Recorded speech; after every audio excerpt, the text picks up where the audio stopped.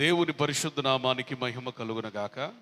ప్రభువును మన రక్షకుడైన యేసుక్రీస్తు అతి శ్రేష్టమైన నామములో మీ అందరికీ నా వందనాలు, శుభాలు తెలియజేస్తా ఉన్నాను. యేసయ్యకి స్తోత్రం చెప్పండి. హల్లెలూయా. అందరు బాగున్నారా? సంతోషంగా ఉన్నారా? హల్లెలూయా. అపోస్తుల కార్యముల గ్రంథం 2వ అధ్యాయం 40వ వచనం. అపోస్తుల కార్యముల గ్రంథము 2వ అధ్యాయం 40వ వచనం. ఇంకను అనేక విధములైన మాటలతో సాక్ష్యం ఇచ్చి మీరు మూర్ఖులకు ఈ తరము వారికి వేరై రక్షణ పొందుడని వారిని హెచ్చరించెను. కాబట్టి అతని వాక్యం అంగీకరించిన వారు బాప్తిసము పొందిరి. ఆ దినమందు ఇంచుమించు 3000 మంది చేర్చబడిరి. వీరు అపోస్తుల బోధ యందును సహవాసమందును రొట్టె విరుచుట యందును ప్రార్థన చేయుట యందును ఎడతెగక ఉండిరి. దేవునికి స్తోత్రం. హల్లెలూయా. బైబిల్లో ప్రఖ్యాతిగాంచిన ప్రసంగాల్లో యేసయ్య జీవితంలో కొండ మీద ప్రసంగం అయితే, అపోస్తలుల చరిత్రలో పెంతెకోస్తు దినమున చేయబడిన ప్రసంగం చాలా విశ్వవిఖ్యాతమైనది, ప్రఖ్యాతిగాంచింది. ఆత్మచేత నింపబడి పేతురు గారు బలముగా దేవుని వాక్యాన్ని ప్రకటిస్తున్నప్పుడు అనేక మంది సహోదరి సహోదరులకి ఆ వాక్యాలు ఎట్లా ఉన్నాయట? గ్రొచ్చబడినట్లుగా, పొడవబడినట్లుగా వారికి అనిపించిందట. ఈనాటి క్రైస్తవులకి ఆనాటి క్రైస్తవులకి తేడా ఏంటంటే, ఈనాటి క్రైస్తవులు వాక్యము విని వెళ్ళిపోతున్నారు. కానీ పెంతెకోస్తు దినమునున్న క్రైస్తవులు లేదా దేవుని చేత ఆకర్షించబడిన ఆయన ఏర్పాటులో ఉన్నవారు వాక్యము విని విడిచిపెట్టడానికో, విని బాగుందని అనుకోవడానికో, విని వెళ్ళిపోవడానికో ఇష్టపడలేదు. కానీ అయ్యలారా మేమేమి చెయ్యాలి అని వారిని అడిగారు. స్తోత్రం చెప్పండి. Praise the lord. సంఘంలో ఎప్పుడైతే ఇలాంటి రెవల్యూషన్ వస్తుందో, వినిన తర్వాత మేమేమి చెయ్యాలి, మీ వాక్యం విన్నాం, రొచ్చబడింది, దేవుడు చాలా స్పష్టంగా నాతో మాట్లాడాడు. అయితే దైవజనుడా, నేను ఇప్పుడు ఎలా ఉండాలి, ఎలా బ్రతకాలి, ఎలా చేయాలి అనే ఒక తరము లేవాలి. స్తోత్రం. ఎలాంటి తరము లేవాలి? వాక్యము వినిన పిదప నేనేమి చెయ్యాలి, నా జీవితాన్ని ఎలా మార్చుకోవాలి అని ఆలోచన కలిగిన ఒక తరము లేవాలి. అప్పుడు అపోస్తులైన పేతురు గారు ఆత్మచేత నింపబడి వారికి చెప్పినటువంటి సాక్ష్యం ఏంటంటే, మూర్ఖులైన ఈ తరము వారికి వేరై రక్షణ పొందండి. స్తోత్రం చెప్పండి. Praise the lord. హల్లెలూయా. ఏమండి, ఇంకను అనేక విధములైన మాటలతో వారికి ఏం చెప్పారట? సాక్ష్యము చెప్పారు. చెప్పి ఏమంటున్నారంటే, మూర్ఖులైన ఈ తరము వారికి ఏమవ్వాలట? వేరై రక్షణ పొందండి. ఎప్పుడైతే ఆ మాట విన్నారో వారు బాప్తిస్మము తీసుకున్నారు. ఇంచుమించు సంఘములో 3000 మంది చేర్చబడ్డారు. వారు అపోస్తలుల బోధలో, సహవాసములో, రొట్టె విరుచుటలో, ప్రార్థనలో ఎడతెగక ఉన్నారు. ఎవరాళ్ళు? మేమేం చేయాలని అడిగిన వారు. ఎవరాళ్ళు? మూర్ఖులైన ఈ తరము వారికి వేరై రక్షించబడుటకు నడుము కట్టుకుని వారు, తెగింపు కలిగిన వారు, సిద్ధపడిన వారు. విచారకరమైన విషయం ఏంటంటే, అనేక మంది వాక్యం వింటున్నారు కానీ మూర్ఖులైన ఈ తరము వారికి ఏమవట్లా? వేరవట్లా. వాక్యం వింటున్నారు, అదే మూర్ఖ తరముతో కలిసి బ్రతుకుటకు ఆశపడుతున్నారు తప్ప వేరొకటిలో ఉన్న ప్రత్యేకత వాళ్ళకి అర్థం కావట్లా. బైబుల్ ఆదికాండం నుంచి ప్రకటన గ్రంథం వరకు ఒకే ఒక ప్రసంగాన్ని బోధిస్తే అది ఏం ప్రసంగం అయి ఉంటుందంటే ప్రత్యేకీకరణ. ఏంటి చెప్పండి? వేరయ్యేటువంటి అనుభవం. నువ్వు పరిశుద్ధురాలు అవ్వాలి, పరిశుద్ధుడు అవ్వాలంటే మొట్టమొదటిగా వేరవ్వాలి. ప్రభువా నన్ను పరిశుద్ధపరచయ్యా, నన్ను పరిశుద్ధపరచయ్యా అని ప్రార్థన చేయటం కాదు. అయ్యా నన్ను పరిశుద్ధురాలను చేయి, పరిశుద్ధుడిగా చేయి అని నువ్వు ప్రార్థన చేయడానికి ముందు అసలు ఏమవ్వాలా? నువ్వు వేరవ్వాలి.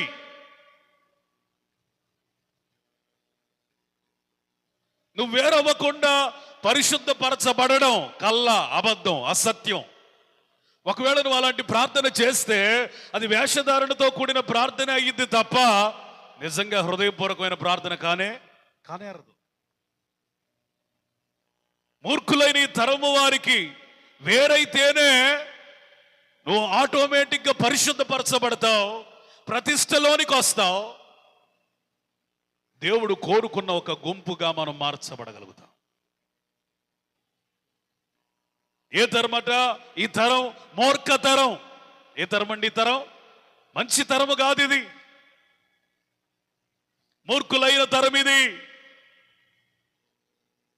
ఆడవాళ్ళు చూసినా, మగవాళ్ళు చూసినా, యవనస్తులు చూసినా, చిన్నపిల్లలు చూసినా, తల నెరిసిన వృద్ధుల్లో సైతం ఈ తరంలో ఏమి ఏలుబడి చేస్తుంది స్పష్టంగా అంటే మూర్ఖత్వం. ఇలాంటి మూర్ఖులని దేవుడు ద్వేషిస్తున్నాడు. దేవుడు ద్వేషించినప్పుడు ఖచ్చితంగా మనం కూడా ఏం చేయాలా? ద్వేషించాలి. నీ పాటికి నువ్వు వాక్యాలు వింటూ అలాంటి ప్రజలతో కలిసి జీవించడానికి ఇష్టపడితే నీకు పరిశుద్ధత ఈ జన్మలో రాదు. ప్రతిష్ఠిత జీవితం అది నీ కలల్లో, ఊహల్లో కూడా అసాధ్యం. ప్రభు ఈ తరంలో ఒక ప్రత్యేకమైన జనమును, మూర్ఖులైన ఈ తరము వారికి వేరైన జనమును చూడాలని ఆశపడుతున్నాడు. స్తోత్రం చెప్పండి. Praise the lord. మూర్ఖులైన ఈ తరం. ఒకసారి సామెతల గ్రంథం 30వ అధ్యాయంలోనికి వస్తే 11వ వచనంలో మూర్ఖులైన తరం ఎట్లా ఉంటుందండి? వాక్య లేఖనాల ద్వారా మనం అర్థం చేసుకోవడానికి ప్రయత్నం చేద్దాం. పరిశుద్ధాత్ముడు సహాయం చేయను గాక. సామెతల గ్రంథం 30వ అధ్యాయం 11వ వచనంలో మూర్ఖులైన తరం ఎట్లా ఉంటుందో ఒక మాట చదవమా? తమ తండ్రిని శపించుచు తల్లిని దీవించని తరము కలదు. చాలండి. ఏ తరం అట ఇది? తమ తండ్రిని శపించుచు తల్లిని దీవించని తరం. మూర్ఖతరం అంటే ఏంటో తెలుసా అర్థం? తండ్రిని శపిస్తున్నారు, తల్లిని దీవించేటువంటి మనస్సు లేని తరం. పాత నిబంధనలో దేవాతి దేవుడు మోషేకి ఇచ్చినటువంటి 10 ఆజ్ఞలలో వాగ్దానముతో కూడిన ఆజ్ఞ మొట్టమొదటిది నేనే దేవుణ్ణి అనేది వాస్తవమే.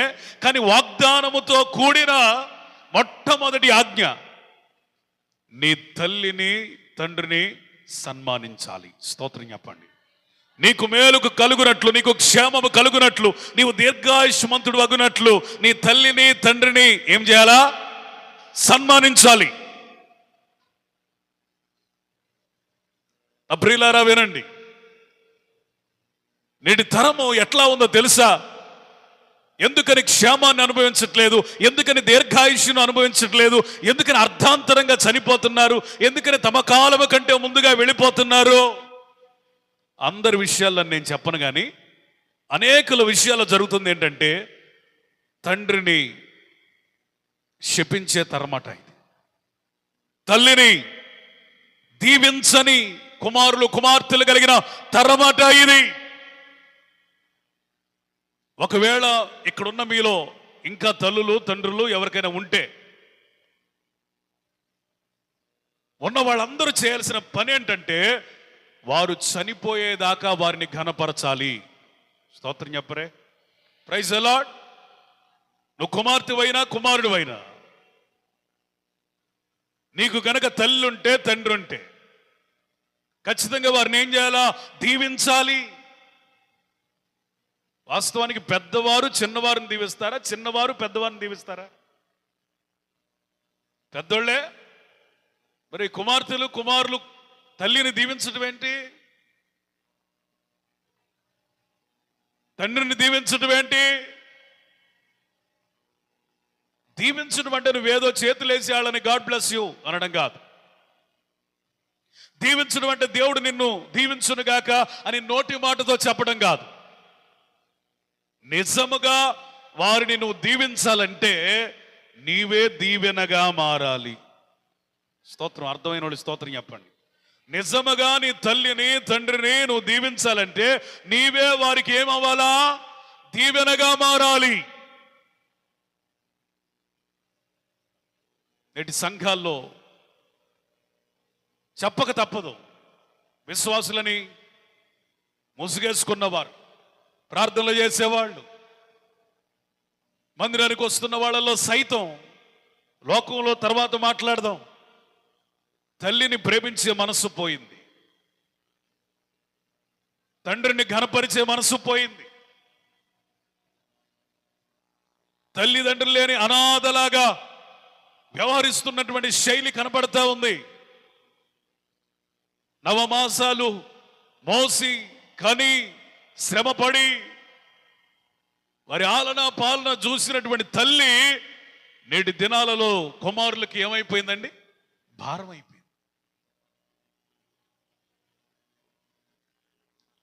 చిన్నప్పుడు నీకు అన్నీ చేసిన తల్లి ఈరోజు ఏమైపోయింది? భారం అయిపోయింది. చాలా జాగ్రత్త. దేవుని ఆజ్ఞ ఎంత ఖచ్చితమైందంటే నువ్వు పాటిస్తే ఖచ్చితంగా దీవించబడతావు. ఒకవేళ దీనిదేముందులే ఇదేముందులే అనుకుంటే ఖచ్చితంగా నీ మీదకి ఆశీర్వాదం కాదు, ఏమొస్తుందండి? శాపం. ఖచ్చితంగా బ్రతికిన నీవు నీ తల్లికి దీవెనగా ఉండాలి, నీ తండ్రికి ఆశీర్వాదంగా మారాలి.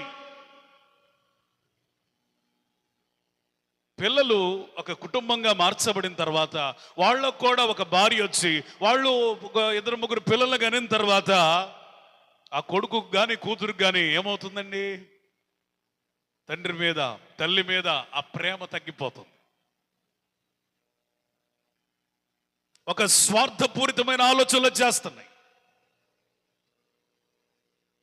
కుమార్తెలు అయితే నాకు భర్త ఉన్నాడు, పిల్లలు ఉన్నారు, ఇక నా తల్లిని నేనేం చూసుకుంటాను, నా తండ్రిని నేను చూసుకుంటున్నాను అలా ఆలోచనలు. కుమారుడైతే నాకు భార్య ఉంది, నాకు పిల్లలు ఉన్నారు, నేను వాళ్ళని ఎక్కడ చూసేదని వారి కుటుంబానికే పరిమితం అవుతున్న మూర్ఖతరం ఇది.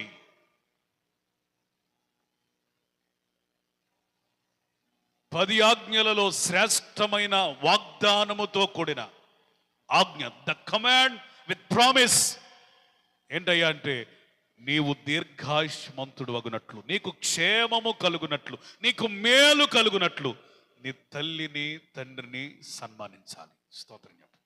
Praise the lord.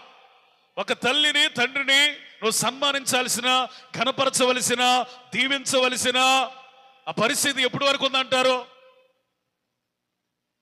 ఒకవేళ వాళ్ళకంటే ముందుగా నువ్వు పోతే నీ మరణం దాకా, ఒకవేళ వాళ్ళు నీ కళ్ళ ముందు పోతే వారి మరణం దాకా వాళ్ళ బాధ్యత నీ మీద ఉన్నది. ఆమేన్. Praise the lord. ఈరోజు చాలా మంది వాళ్ళ జీవితాల్లో భార్య వచ్చిన తర్వాత తల్లులను కొట్టేవారు కూడా ఉన్నారు. భార్య మాటలు విని తల్లిని నానా రకాలుగా మాట్లాడే వాళ్ళు ఉన్నారు. ఎక్కడో కాదు, ఎక్కడో సంగతి మనకు అనవసరం. ఈ ఊర్లోనే తాగొచ్చి తల్లులను కొట్టేవాళ్ళు ఉన్నారు. భార్యకి బుద్ధి చెప్పుకోవడం చేత కాదు. ఏ రోజు పల్లెత్తి భార్యను ఒక మాట మాట్లాడడం, గద్దించడం చేత కాదు, సరి చేయడం చేత కాదు. కానీ వాడు తాగొస్తే తల్లినే కొడతాడు, తల్లి మీదే చేయెత్తుతాడు, కాలితో తంతాడు, చేతితో గుద్దుతాడు. ఒక భార్యను కూడా అనరాని దుర్భాషలు, మాట్లాడతాడు. నిన్ను కన్నందుకు నీ తల్లి గనక నీ విషయమై కన్నీరు విడిస్తే ఖచ్చితంగా ఆ ఉసురు తగిలిద్ది, ఆ శాపం తగిలిద్ది. నిన్ను కన్న తల్లిదండ్రుల నోటిలో నుండి, వారి హృదయంలో నుంచి నిన్ను బట్టి ఏం కలగాలంటే ఆనందము కలిగి వారు చేతులెత్తి నిన్ను ఆశీర్వదించగలిగిన స్థితిలోనికి రావాలి. స్తోత్రం చెప్పండి. Praise the lord. మీరు గమనించారా? తను చేసుకున్న భార్యలను బట్టి తల్లిదండ్రులకు దుఃఖాన్ని మిగిల్చిన ఏశావుకి ఆశీర్వాదం రాకపోగా ఏమొచ్చింది? శాపం. తన తల్లి అదుపాజ్ఞలలో నడిచినటువంటి యాకోబుకి తండ్రి నుంచి ఏమొచ్చింది? ఆశీర్వాదం. ఈరోజు మూర్ఖులైన ఈ తరము వారికి వేరవ్వాలా? కని పెంచి పెద్దవారిని చేసి ప్రయోజకులుగా చేసి గొప్పవారిగా చేస్తే వాళ్ళు గొప్పవాళ్ళు అయిపోయిన తర్వాత తల్లిదండ్రులను ఎక్కడ పెడుతున్నారు? అనాథాశ్రమంలో. నిజంగా ఒక కొడుకు లేదా కుమార్తె వారి తల్లిదండ్రులను చక్కగా చూసుకోగలిగితే ఏ క్రైస్తవుడు కూడా వారి తల్లిదండ్రులను అనాథాశ్రమంలో చేర్పించడు. స్తోత్రం. Praise the lord.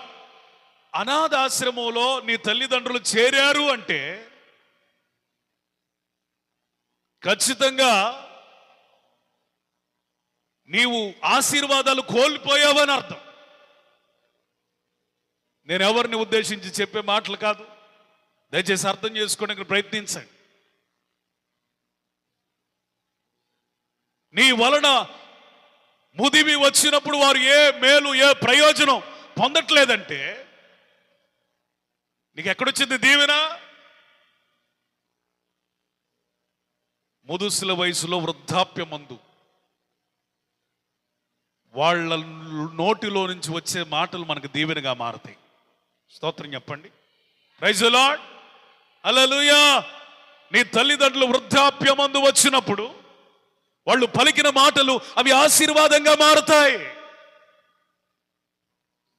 ఒకవేళ నీ మీద వాళ్ళు నిష్ఠుర పడ్డారనుకోండి, అది శాపంగా పరిణమిస్తుంది. ఒకవేళ హృదయపూర్వకంగా వాళ్ళు ఆశీర్వదించారనుకోండి, అదేమవుతుంది? ఆశీర్వాదం అవుతుంది.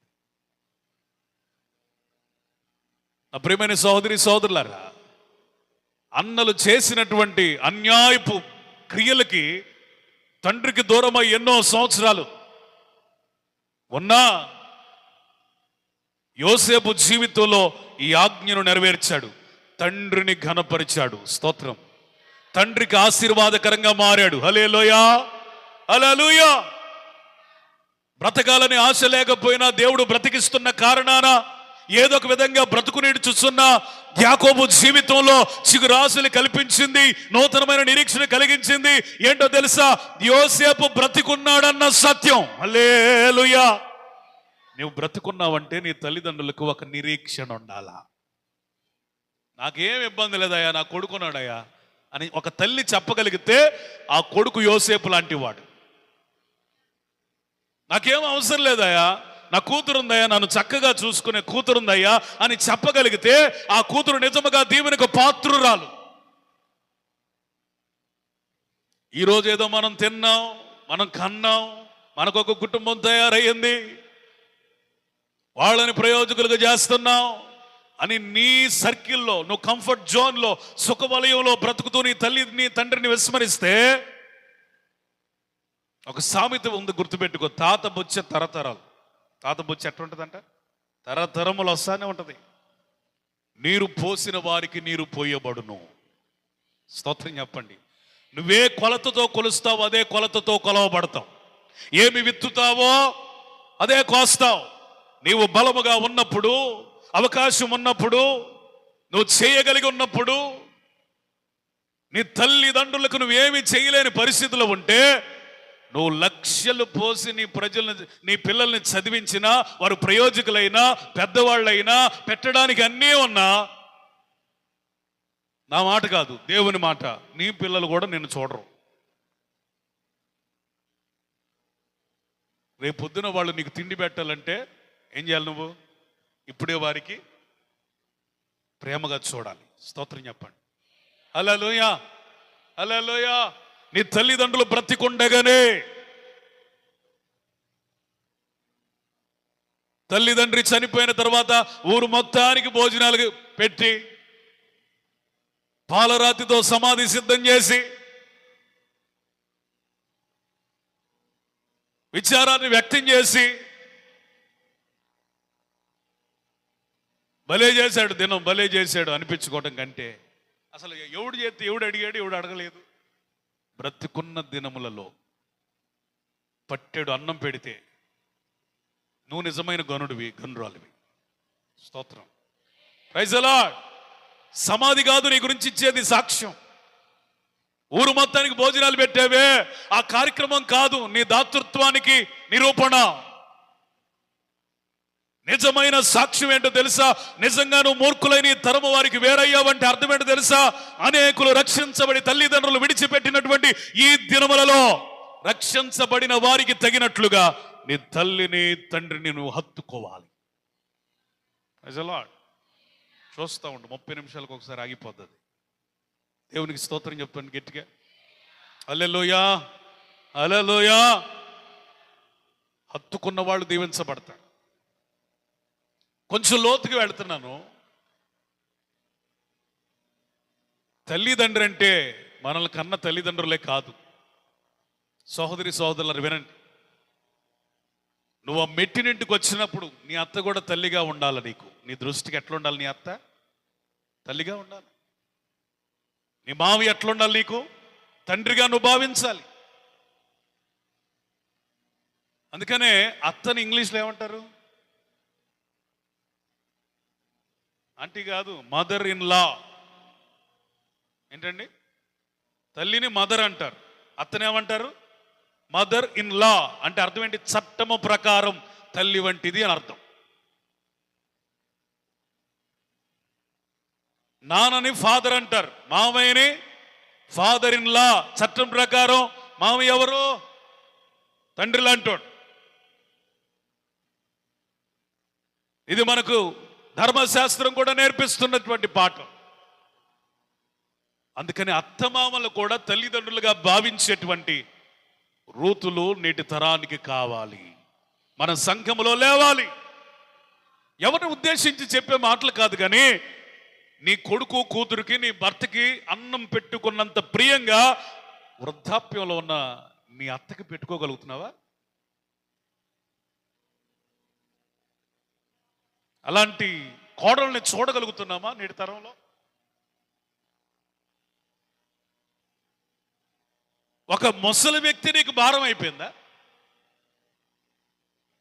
ఇంట్లో ఉన్న వాళ్ళు బట్టలన్నీ కూడా ఒక్కటి కూడా మిగలకుండా అన్ని ఉతికేస్తావు.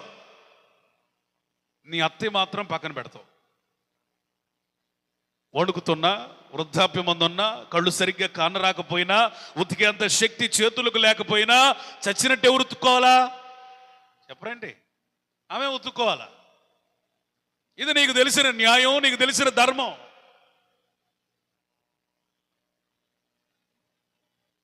ఎక్కడున్నాం మనం? వింటున్న వాక్యాలు ఏమైపోతున్నాయి? వింటున్న ఉపదేశాలు ఏమవుతున్నాయి?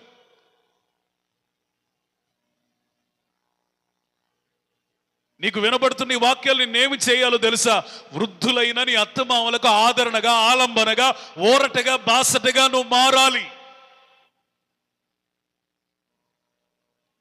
తన అత్తను తల్లిగా భావించి, అత్త క్షేమము కొరకు అత్తను వెంబడించి, యవనస్తురాలన్న హుందాతనాన్ని ప్రక్కన పెట్టి పరిగ ఏరుకొని అత్తను పోషించి దేవుని చేత దీవించబడినటువంటి రూతు చరిత్ర బైబిల్లో ఎందుకు రాసి పెట్టాడు తెలుసా?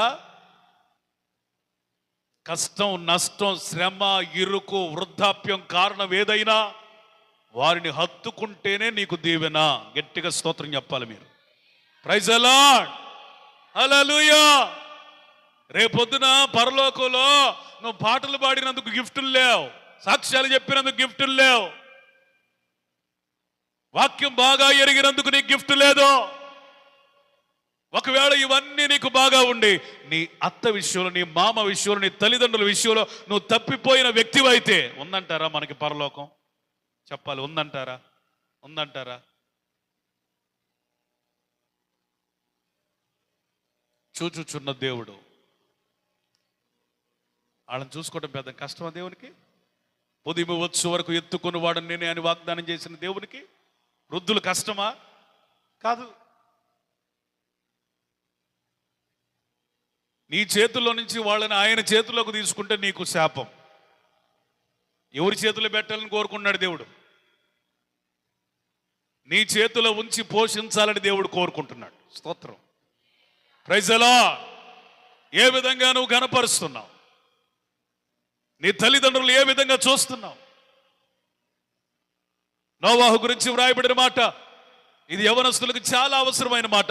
చాలా మంది తండ్రిని దుర్భాషలాడుతూ, వాడు కొంచెం నూనోగు మేసాలు రాగానే, వాడి చుట్టూ ఒక 5-6 చేరగానే వాడు తండ్రిని ఇష్టానుసారంగా మాట్లాడుతున్నటువంటి మూర్ఖతరంలో మనం బ్రతుకుతా ఉన్నాం. వాడు ఎట్లా మాట్లాడతాడు తెలుసా? ఫస్ట్ మంచిగా వస్తాడు కుక్కుని పేనులాగా, డాడీ నానా నాకు ఒక బైక్ కొనివా అంటాడు. వాళ్ళ నాన్న అంటాడు, ఏయ్ బైక్ లేదు ఏం లేదు, ఇంటర్ పాస్ అవు, మంచి మార్క్స్ తెచ్చుకో, అప్పుడు కొనిస్తా. ఏంటే బైక్ కొనాలంటే ఇంటర్ పాస్ అవ్వాలా? మా ఫ్రెండ్స్ అందరికీ 10th క్లాస్ నుంచి ఉన్నాయి తెలుసా నీకు అని వాడు ఇల్లు దాటి వెళ్ళేటప్పుడు అనే మాట్లాడు తెలుసా? అసలు బైకే కొనలేనోడివే నన్ను ఎందుకు కన్నావయా? ఏమన్నారు నేటి తరంలో కుమారులు? బైకే కొనలేనోడివి నన్నెందుకు కన్నావు? నన్నెందుకు కన్నావు అని కొడుకు కానీ కుమార్తె కానీ ప్రశ్నించడం న్యాయం అంటారా? ధర్మమా ఇది?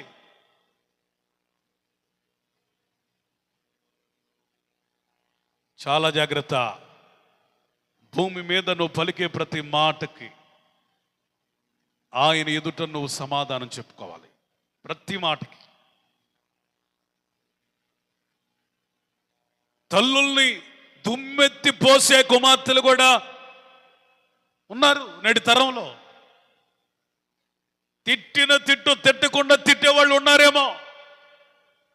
బైబుల్లో ఒక మాట రాయించాడు పరిశుద్ధాత్ముడు అంటే ఖచ్చితంగా అది సమాజంలో జరిగే నిజ జీవితాలే. బైబుల్లో ఊహించిన ఒక్క మాట అన్నుందా? ప్రతి మాట ఎవరి చేత ప్రేరేపించబడి వ్రాయబడిందట? పరిశుద్ధాత్మ చేత. నీకు తల్లి ఏమిచ్చినా ఏమివ్వకపోయినా, తండ్రి ఏమిచ్చినా ఏమివ్వకపోయినా, అసలు ఈ భూమి మీద నిన్నొక బ్రతికి బట్టగట్టే ఒక మనిషిగా సమాజంలో బ్రతికే ఒక అవకాశాన్ని దేవుడు తల్లిదండ్రుల ద్వారానే మనకిచ్చాడు. స్తోత్రం చెప్పండి, ప్రైజ్ ది లార్డ్. తల్లిదండ్రులు మనకి ఏమిచ్చారని కాదు, జన్మనిచ్చారు. ఏమిచ్చారు? మత్తుడై నిద్రపోయాడు. ఎట్లా ఉన్నాడు కూడా తెలియని మైకోలో ఉన్నాడు ఆయన. వస్త్రాలన్నీ తొలగిపోయినాయి. హాము అనేటువంటి నోవాహు కుమారులు చివరి వాడు వచ్చాడు. హాము వచ్చాడు, చూశాడు, రే ఏంట్రా ఆయన ఎట్ట పడుకున్నాడు చూడు, ఒంటి మీద బట్టలు కూడా లేకుండా అని గుడారం బయటకు వచ్చి ఎగతాళిగా మాట్లాడాడు. కానీ షేము యాపేతు ఏం చేశారు తెలుసా? వివస్త్రుడిగా ఉన్నటువంటి, వస్త్రం లేకుండా ఉన్నటువంటి తండ్రిని దిశమల్లను చూడకుండా వాళ్ళు వస్త్రాన్ని వెనక నుండి వచ్చి తండ్రికి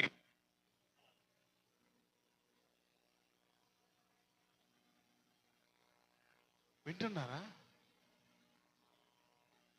ఆయన మత్తుడై పడుకున్నాడని వ్రాయబడింది. కానీ గొప్ప విషయం చెప్తా వినండి. అతడు లేచిన తర్వాత ఏ కొడుకు ఏమి చేశాడో దేవుడు తెలియజేశాడు. చప్పట్లు కొట్టండి, గట్టి కొట్టి. Praise the lord. అతడు మత్తుడై పడుకున్నాడు కానీ షేమేమి చేశాడు, హామేమి చేశాడు, యాపెత్ ఏం చేశాడో దేవుడు ఒక రెవల్యూషన్. ఏమండి,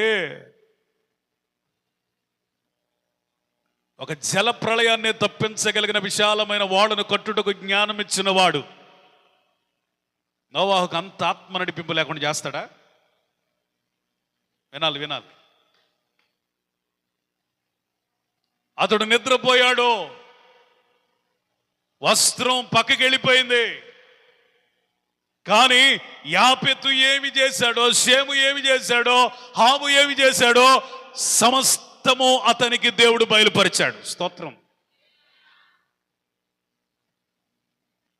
నీవు నీ తల్లిదండ్రులకు ఏమేమి చేస్తావో దానికి మార్కులు వేస్తాడు దేవుడు. అంత సామాన్యంగా ఏం లేదు జీవితం. మేల్కొనిన నోవహు హాము చేసిన పని విని హాము కుమారుడైన కనాను విషయమై ప్రవచిస్తున్నాడు. కనాను దాసాను దాసుడవుతాడు. ఏమవుతాడు? దీని మూలంగా మీరు అర్థం చేసుకోవాల్సిన విషయం ఏంటి తెలుసా? తల్లిదండ్రులను శపించిన వారిని, తల్లిదండ్రులు దుమ్మెత్తి పోసిన వారు, తల్లిదండ్రులని ద్వేషించిన వారు, తల్లిదండ్రులని దూషించిన వాళ్ళు, తల్లిదండ్రుల గురించే చెడ్డ ప్రచారాలు చేసేవారికి దాస్యత్వం మిగిలింది. ఆశీర్వాదమా దాస్యత్వమా? నా ప్రియమైన సోదరి సోదరులరా, నీ తల్లి తండ్రి భయంకరమైన పాపిష్టులైనా అకార్డింగ్ టు దిస్ వర్స్, ఈ వచ్చిన ప్రకారం వారి గురించి మంచి సాక్ష్యమే చెప్పాలి. స్తోత్రం చెప్పండి. హల్లెలూయా. ఎట్లా అంటున్నానని ఏమనుకోవద్దు. నీ తల్లి తండ్రి నరహంతకుడైనా, నీ తల్లి వ్యభిచారి అయినా వారి గురించి నువ్వు చెప్పాల్సిన సాక్ష్యం అయితే మంచిగానే ఉండాలా, గట్టిగా చెప్పాలి, స్తోత్రం చెప్పాలి. హల్లెలూయా. వస్త్రం తొలగిపోయిన విషయం వాస్తవమే గాని కప్పాలి గాని మరింతగా విప్పి చెప్పకూడదు. నీ తల్లిదండ్రుల లోపాలు బలహీనతలు కావాలని ఇతరులకి చెడ్డ ప్రచారం చేసేవాళ్ళు ఎవరైనా ఉన్నారా? ఇది అసంబద్ధతగా అసంభవంగా అనిపిస్తుంది కానీ బైబిల్లో ఇవి జరిగాయి కాబట్టి నేటి సమాజంలో కూడా ఖచ్చితంగా జరుగుతాయి. వస్త్రం కప్పనోడు దాసుడయ్యాడు. వస్త్రం కప్పిన ఇద్దరేమయ్యారు తెలుసా? షేము యాపెతు ఒకే గుడారంలో కలిసి ఐక్యంగా ఉంటారట. సమాధానం. స్తోత్రం చెప్పండి. తల్లిదండ్రులను ఘనపరిచిన వారిని, సిగ్గు కప్పిన వారికి ఏముంటుందట? సమాధానం. సిగ్గు కప్పకుండా వాళ్ళ గురించి చెడ్డ ప్రచారాలు చేసే వాళ్ళకి యుద్ధం మీద యుద్ధం, సమస్య మీద సమస్య, శ్రమ మీద శ్రమ.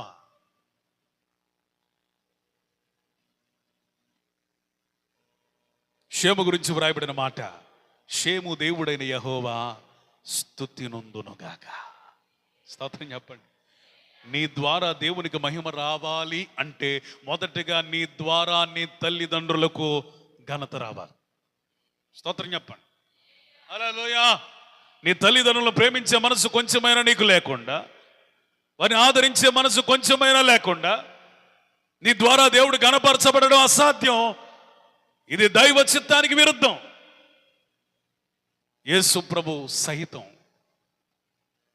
మానవ మాతృడిగా ఈ భూమి మీదకి వచ్చాడు కాబట్టి శిలువలో వేలాడుతూ ఆఖరి శ్వాస విడవడానికి సిద్ధంగా ఉన్న సమయంలో తన రొమ్మును ఆనుకున్న శిష్యుని పిలిచి, ఇదిగో నీ తల్లి అని మరియమ్మ తల్లి గారికి చెప్తున్నాడు. ఇదిగో నీ కుమారుడు అని అప్పగింతలు చేసి చనిపోయాడు. చప్పట్లు కొట్టండి గట్టిగా. స్తోత్రం చెప్పాలి గట్టిగా. హల్లెలూయా. మనిషిగా తన సమస్తాన్ని నిర్వహించి నెరవేర్చి వెళ్ళిన మాదిరిగా యేసయ్య అనుకున్నాడు. ఇప్పుడు చచ్చిపోయేదాకే చూడలేకపోతున్నావే, కానీ చనిపోయిన తర్వాత నా తల్లి ఏమవుతుందో అని ఒక భద్రతను కల్పించి వెళ్ళాడండి యేసయ్య. హల్లెలూయా. స్తోత్రం చెప్పరేంటండి? ఆయన ప్రేమ అమోఘమైనది. స్తోత్రం చెప్పండి. పర్వతాలు తొలగిన, మెట్టలు తత్తరిల్లిన ఆయన కృప వీడిపోనిదే. నేను చనిపోతున్నాను కదా, మరి ఈమె బాధ్యత ఎవరు తీసుకుంటారు?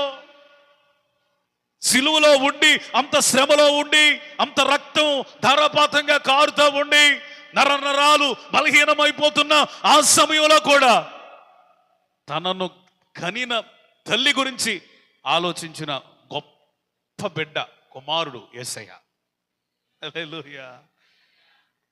ఏం చెప్పగలం యేసయ్య ప్రేమ గురించి?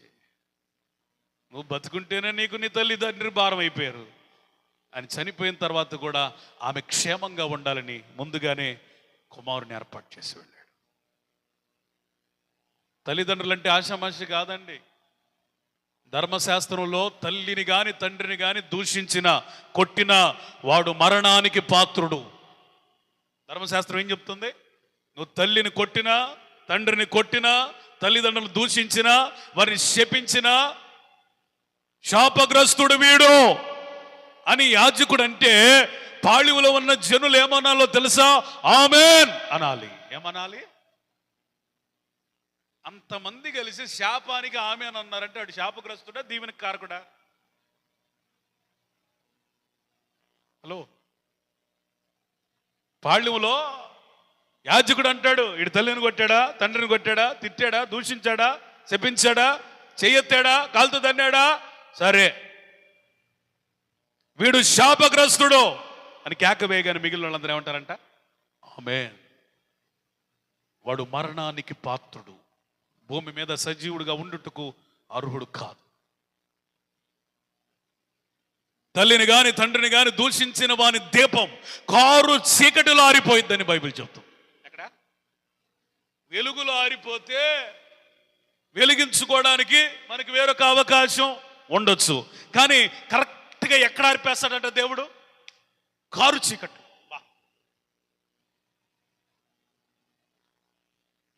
ఇవన్నీ వింటుంటే నీకు నాకు మనందరికీ భయం కలుగును గాక.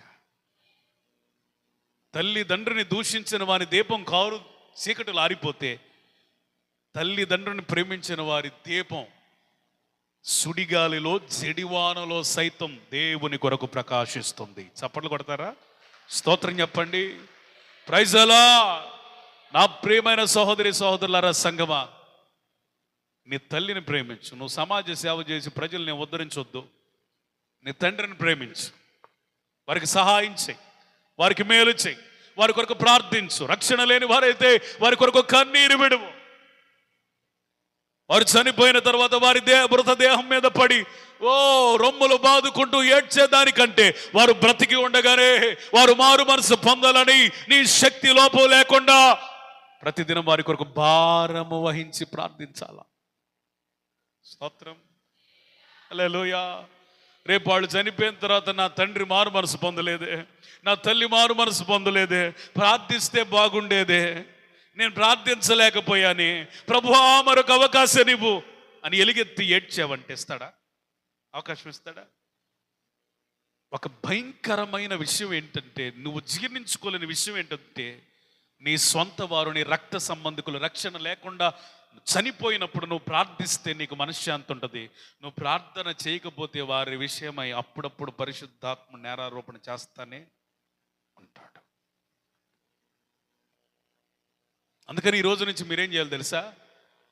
మీ తల్లికి తండ్రికి అన్నం పెట్టడమే కాదు, వాళ్ళ బాగోగులు చూసుకోవటమే కాదు, రక్షణ లేని వారు కాబట్టి వారి కొరకు మనం ఏం చేయాలా? ప్రార్థన చేయాలి. నువ్వు ఎక్కడున్నా, మీ తల్లిదండ్రులు ఎక్కడో ఉన్నా, నీ ప్రార్థన అక్కడికి వెళ్ళిద్ది. స్తోత్రం చెప్పాలి గట్టిగా. నువ్వెక్కడున్నా, నీ తల్లిదండ్రులు ఎక్కడో ఉన్నా, నీ ప్రార్థనకున్న శక్తి, అధికారం, దాని వేగం ఎక్కడికైనా వెళుతుంది. ప్రార్థనకున్న ప్రభావం అది ప్రపంచాలను స్పృశించగలదు. ప్రపంచంలో ఏ మూల నీ రక్త సంబంధికులున్నా, తల్లిదండ్రులున్నా, వారి ఆత్మ రక్షణ కొరకు ప్రార్థిస్తే ఖచ్చితంగా నీ కన్నీరు, నువ్వు చనిపోవచ్చు కానీ నీ ప్రార్థన బ్రతికే ఉంటుంది. నీ కన్నీరు ద్వారా దేవుడు అద్భుతాలు చేస్తాడు. Praise the lord. Hallelujah, hallelujah. చాలా వేదనండి. తండ్రి కొరకు ప్రార్థించకుండా, తల్లి కొరకు ప్రార్థించకుండా వారు చనిపోతే నిజంగా రక్షణ యొక్క మాధుర్యం రుచి చూచిన నీకు అది చాలా చేదు జ్ఞాపకాలను మిగిలిస్తుంది. పరిశుద్ధాత్ముడు ఈ రాత్రి వేళ ఎందుకు ఈ విషయం నీతో మాట్లాడుతున్నాడో నాకు తెలియదు, కానీ నీ తండ్రి కొరకు, నీ తల్లి కొరకు ప్రార్థించవలసిన సమయాలు ఇవి. వారి మారు మనసు కొరకు, వారి రక్షణ కొరకు ఎలుగెత్తి కన్నీరు విడవలసిన సమయాలు ఇవి. వారి కొరకు ఉపవాసం ఉండి అవసరమైతే రోధించవలసిన దినములు ఇవి. తన ప్రజలు నశించిపోతున్నారని ఎస్తేరుకు అర్థమైనప్పుడు, నేను నశించిపోతానని కానీ నా ప్రజలు నశించడానికి వీలు లేదని తను ఉపవాసం ఉంది. తనతో ఉన్న స్నేహితురాండ్రు ఉపవాసం ఉన్నారు. తన జాతి ప్రజలందరూ కూడా సమాజ మందిరాల్లో ఉపవాసం ఉండి రొంపులు బాదుకొని కన్నీరు విడుస్తున్నారు.